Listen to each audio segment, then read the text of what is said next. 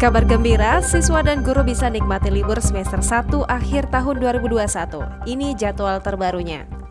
Keinginan siswa dan guru agar mendapatkan libur akhir tahun 2021 ini akhirnya terwujud. Dalam rangka menindaklanjuti instruksi Menteri Dalam Negeri Nomor 66 Tahun 2021 tentang pencegahan dan penanggulangan coronavirus disease 2019 pada saat Natal tahun 2021 dan Tahun Baru tahun 2022, Kementerian Pendidikan, Kebudayaan, Riset, dan Teknologi diamanatkan untuk mengatur lebih lanjut pelaksanaan pembagian rapor semester 1 dan libur sekolah.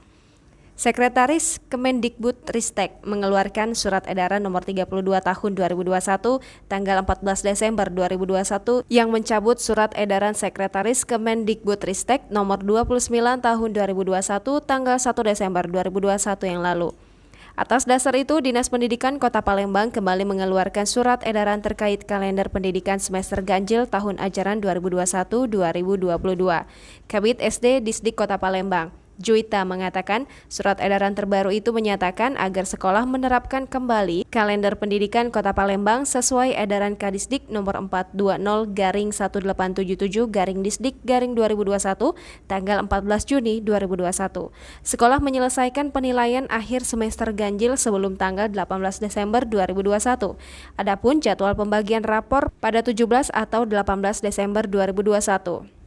Jika tidak memungkinkan membagi rapor tanggal 18 Desember 2021, silahkan dibagikan pada awal masuk semester 2 minggu pertama Januari 2022. Libur akhir semester 1 ditetapkan tanggal 20 sampai 31 Desember 2021. Sedangkan jadwal masuk belajar semester 2 dimulai tanggal 3 Januari 2022.